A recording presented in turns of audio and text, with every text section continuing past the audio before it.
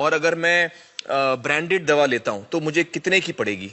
जैसे एक 117 रुपए में भी है, 117 रुपए में मिलती है। अब और अगर वही चीज हम उसके जेनेरिक मेडिसिन के नाम से लें तो वो कितने की बनती है? वो मात्र 1 रुपए 95 पैसे में 10 गोली मिलती है।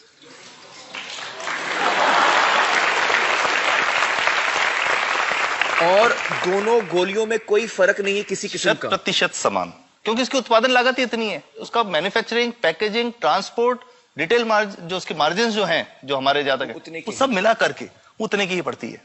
कुछ कैंसर के मैं आपको उदाहरण दूंगा, उसमें एक ही दवा जो ब्लड कैंसर के काम में आती है, बाजार में 1.25 लाख रुपए का एक पैकेट मिलता है। 1.25 लाख का एक पैकेट जो 1 महीने चलता है। और जेनरिक में वही दवा जेनरिक में अलग अलग कंपनीज जो बनाती हैं, एक 10,200 में बेचती है, एक 8,800 में बेचती है और एक 6,500 में बेचती है। मतलब ये आपका ये कहना है कि आपके ये प्रयास से इतने कम में राजस्थान में पब्लिक को, आवाम को ये दवाएं पहुंचा रहे हैं आप इस वक्त? जी, क्या बात है।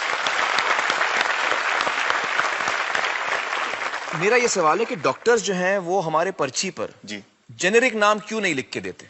क्यों लिखते हैं वो ब्रांडेड? जाने नहीं देंगे बाहर फिर? नहीं, सब जाने देंगे। जब एक नया मेडिकल प्रैक्टिशनर जब प्रैक्टिस शुरू करता है तो उसके पास जो कंपनी के जो मेडिकल रिप्रेजेंटेटिव्स होते हैं, सेल्स बढ़ाने का उनका काम होता है, मार्केटिंग प्रिंसिपल के हिसाब, सेल्स एजेंट होते हैं बेसिकली। फिर वो कहते हैं साहब आप हमारी जो दवा है यही लिखना, ये बहुत बेहतर दवा है, इससे मरीज ठीक होगा। और उनको डॉक्टर्स को लिखने के लिए उनको प्रेशराइज किया जाता है, उनको टेम्प्ट किया जाता है।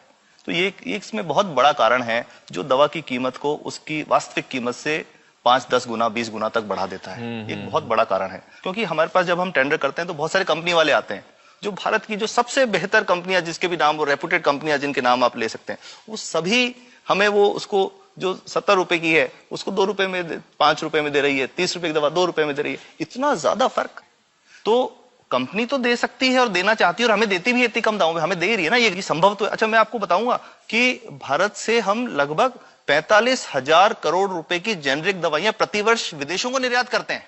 आप भेजते हैं दुनिया भर में जेनरिक, ये जो सस्ती दवाएं हैं आप विश्व भर में भेजते हैं? विश्व और हमारे लोगों को नहीं मिल रही। हमारे देश में महंगी है, हमारे देश में महंगी है, और अगर ऐसा है तो हमें कोई ईस्ट इंडिया कंपनी की जरूरत नहीं, हम वापस उसी दिशा में जा रहे हैं। आपने जब ये शुरू किया तो आपको कोई रेजिस्टेंस फेस करना पड़ा राजस्थान में? देखिए, जो प्रयास हम कर रहे हैं ये बेसिकली धारा के विपरीत बहने का एक प्रयास है जी। काफी थ्रेट्स भी हैं, क्योंकि इसमें माफियाज भी हैं, ड्रग माफियाज जो ऑपरेट करते हैं, और हम